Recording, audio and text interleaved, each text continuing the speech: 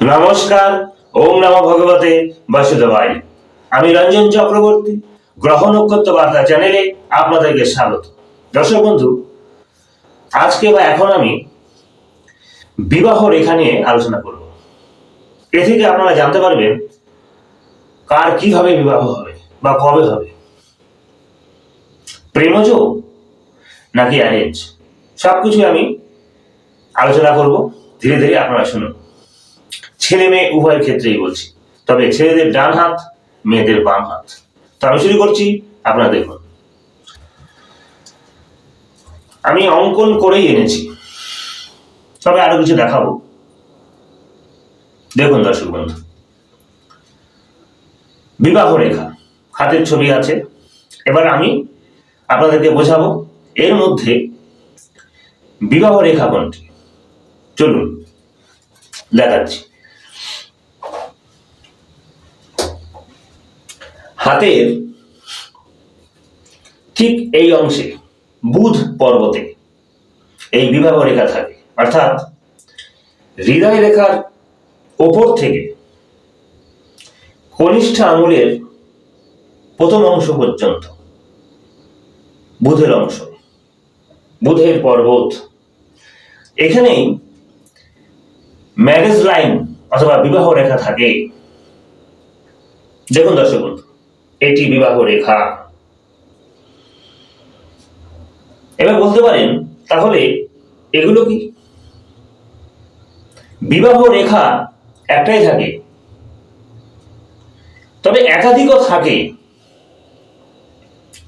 এই স্থানে একাধিক রেখা থাকে, কিন্তু বিবাহ রেখা একটাই। অনেক ক্ষেত্রে দুটো থাকে দর্শক বন্ধু, আমি ধীরে ধীরে আলোচনা করব। তো মনে রাখবেন, এই অংশে তার আগে কিছু কথা বলি। এই অংশ থেকে এই অংশ পর্যন্ত 50 বছর ধরা হয় একটা মানুষের জাতক জাতিকার ক্ষেত্রে।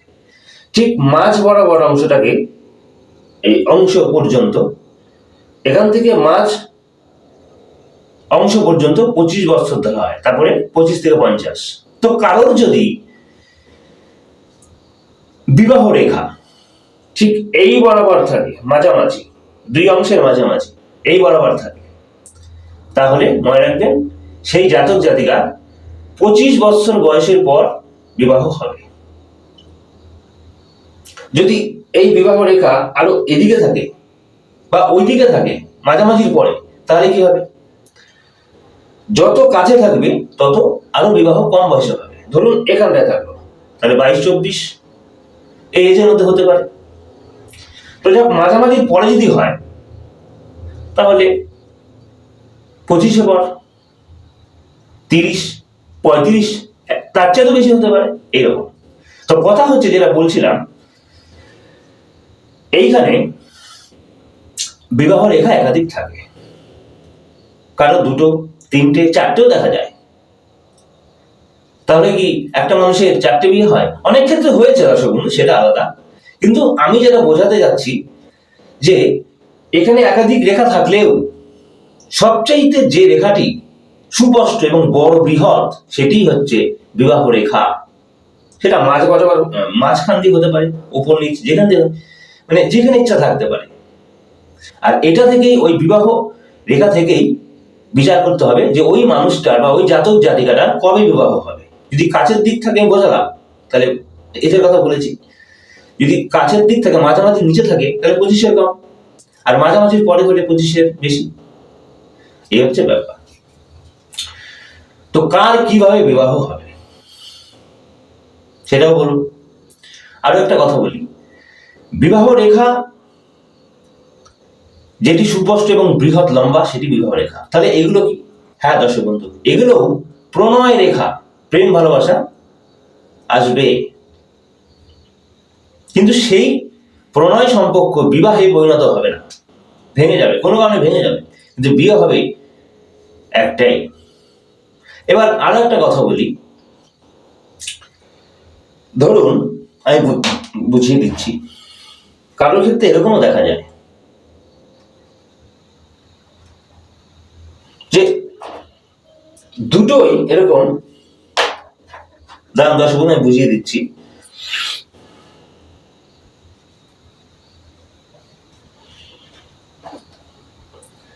অনেক সময় এরকম দুটোই সুস্পষ্ট রেখা, তাহলে কি হবে? হ্যাঁ, এই ক্ষেত্রে কিন্তু দুটো বিয়ে হতে পারে, কোনো কারণে একটা ভঙ্গ হয়ে পরে হতে পারে।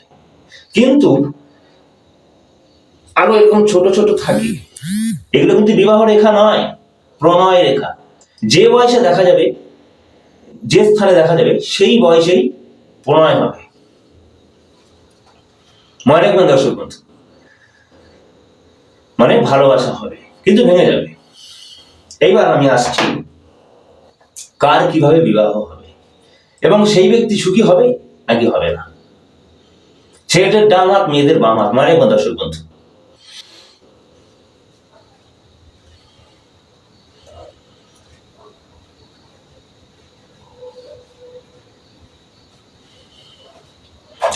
দর্শক বন্ধু,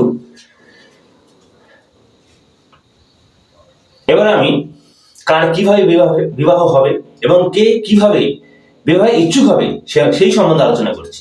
ধরুন কারো রেখা যদি এখান থেকে, মানে বিবাহ রেখা যেটা সবচেয়ে বড়, এখান থেকে বেরিয়ে একটু বেঁকে যায়। দর্শক বন্ধু, আমি এখান থেকে যতটা সম্ভব হচ্ছে আমি দেখাচ্ছি।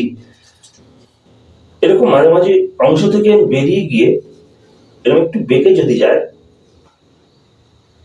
নিচের দিক বেঁকে যায়, তাহলে সেই ব্যক্তি, ছেলে মেয়ে উভয়ের ক্ষেত্রেই বলছি, সেই ব্যক্তির লাভ ম্যারেজ হবে, প্রেমজ বিবাহ হবে, সে প্রেম করে বিবাহ করতে ইচ্ছুক হবে।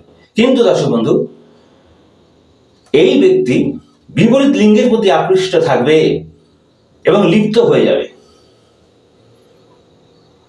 এবং প্রেমজ বিবাহ হবে,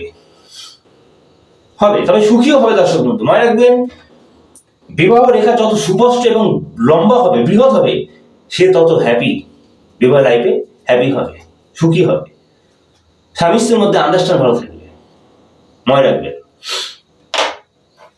এবার আমি আরেকটি দেখাচ্ছি।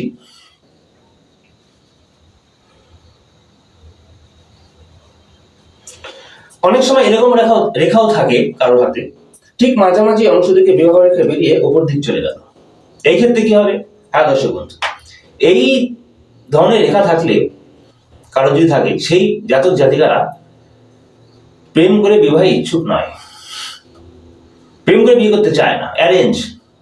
কিন্তু তারা উভয় ক্ষেত্রেই লাভই হোক, কোন ক্ষেত্রে যদি লাভ ম্যারেজ হয়েও যায়, তাতেও কিন্তু সুখী হবে না, অ্যারেঞ্জই হবে। অ্যারেঞ্জ হোক আর লাভই হোক, তবে অ্যারেঞ্জে কিছুটা সুখী হতে পারে, লাভ ম্যারেজে কিন্তু তারা হ্যাপি হবে না, দায়িত্ব নেবে না সংসারের প্রতি। এই হচ্ছে ব্যাপার। মন দিয়ে শুনবেন, একটাও ভুল বলছি না, স্বাস্থ্য মতে রেখা নিয়ে আলোচনা করছি, বিবাহ রেখা বা ম্যারেজ লাইন।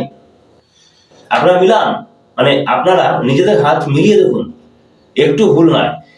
এখনো যাদের বিয়ে হয়নি বা হয়েছে, উভয়ের ক্ষেত্রে বলছে, আপনারা মিলিয়ে দেখুন, দেখবেন ঠিক তাই। তবে যাদের বিবাহ এখনো হয়নি, আপনারা দেখুন, ভিডিওটা ফলো করুন, মিলিয়ে দেখুন, ঠিক এরকম ভাবে বিবাহ হবে, পরে আমাকে জানাবেন। তো এই ভিডিওটি অত্যন্ত গুরুত্বপূর্ণ। আজকাল বিবাহ একটা অন্যতম কারণ বলবো না, বিবাহ একটা ভাইরাল ব্যাপার, চিন্তার কারণ। বিবাহ তো প্রয়োজন, সংসার আবদ্ধ হতে হবে সবাইকেই, তো এটাই একটা মেন সাবজেক্ট হয়ে দাঁড়িয়েছে এখন, মনে রাখবে।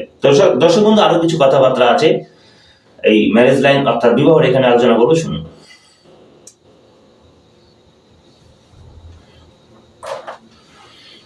তো মনে রাখবেন দর্শক বন্ধু, এই হচ্ছে বিবাহ রেখা। আর এরকমও থাকে,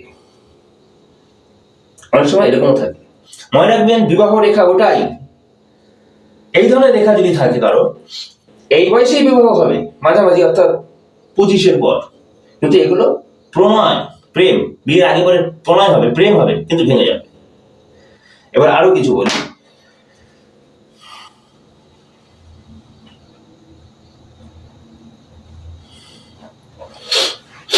যদি কারোর এরকম থাকে, ধরুন এটা বিবাহ রেখা, তারপরে এরকম আরো দুটি রেখা হলো, এত বড় নয়,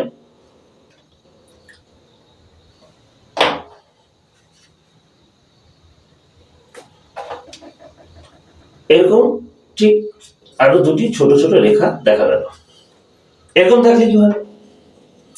অবশ্যই তার বিয়ে হবে এই এজে, মাঝামাঝি বয়সে, যেখানে থাকবে রেখা সেই বয়সে বিয়ে হবে। কিন্তু বিবাহের পরে অবৈধ সম্পর্কে লিপ্ত হতে পারে, ছেলে উভয়ের ক্ষেত্রেই বলছি। এরকম রেখা থাকলে, মানে ম্যারেজ লাইন, বিবাহ রেখার পরে যদি দুটো ক্ষুদ্র, এরকম ক্ষুদ্র বলতে সরু সরু বা ছোট দুটো রেখা থাকে, তারা কিন্তু অবশ্যই জড়িয়ে যাবে কারোর সাথে, অবৈধ সম্পর্কে লিপ্ত হবে, দুর্নাম হতে পারে, মনে রাখবেন। আরেকটি দেখাচ্ছি,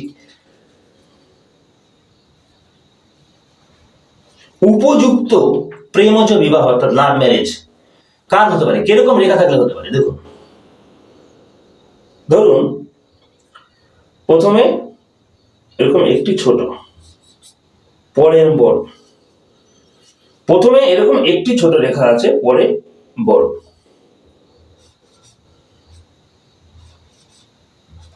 আবার বলতে রাখুন, প্রথমে হাতে একটি ছোট, আরো ছোট হতে পারে, প্রথমে এরকম একটি ছোট রেখা থাকলো, পরে বড়।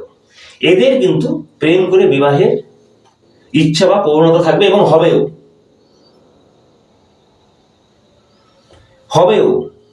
এই ধরনের রেখা থাকলে প্রেমে বিয়ে হয় এবং তারা হ্যাপিও হয়। মনে রাখবেন, হ্যাপি তারাই হয় বিবাহিত জীবনে, হ্যাপি তারাই হয়, সুখী তারাই হয় যাদের বিবাহ রেখা, আমি আগে বলেছি আরেকবার বলছি, যাদের বিবাহ রেখা এরকম সুস্পষ্ট হবে, মাঝখান থেকে যেখানেই থাকুন না কেন এরকম সুস্পষ্ট হবে, মোটা করে লম্বা। দর্শক বন্ধু, এরকম সুস্পষ্ট মোটা লম্বা করে বৃহৎ থাকবে যাদের, তারা বিবাহিত জীবনে হ্যাপি হবে। বুঝলেন দর্শক বন্ধু? আশা করি আপনাদের বোঝাতে পেরেছি। তো আজকে এই আলোচনা, মানে আজকের আলোচনা এটি নিয়ে ছিল, অর্থাৎ বিবাহ রেখা নিয়ে আলোচনা আমি করলাম। বুঝতে পেরেছেন? তো দর্শক বন্ধু, আবার একটা কথা বলছি, আপনাদের হাত আর কি মিলিয়ে দেখুন, তাহলে বুঝতে পারবেন, নিজেরাই বিচার করতে পারবেন। তো আজ এই পর্যন্ত। তো দর্শক বন্ধু, ভিডিওটি ভালো লাগলে অবশ্যই লাইক করবেন এবং কমেন্ট করবেন, পাশাপাশি সাবস্ক্রাইব করে সঙ্গে থাকবেন, আর পাশে থাকা অল বেল আইকন বেলটি বাজিয়ে দেবেন যারা নতুন, আর যারা আমার সঙ্গে আছেন তো আছেন। আপনার একটা লাইক আমার ভিডিও করার প্রবণতাকে অনেক বাড়িয়ে তুলতে পারে, অবশ্যই লাইক করবেন। আর নতুনরা অবশ্যই সাবস্ক্রাইব করবেন, তাহলে আপনারা একাধিক ভিডিও পাবেন। আমি বিভিন্ন সাবজেক্ট নিয়ে ভিডিও করি, বর্তমানে রেখা নিয়ে পড়বো, আপনারা অনেক কিছু জানতে পারবেন, তাই নতুনরা অবশ্যই সাবস্ক্রাইব করবেন। পাশাপাশি এটিও বলবো, যে কোনো সমস্যার জন্য কিন্তু আপনারা আমার সঙ্গে যোগাযোগ করতে পারেন। ভিডিওর নিচে এবং ডেসক্রিপশনে আমার মোবাইল নম্বর দেওয়া আছে, ফোন করে আসবেন।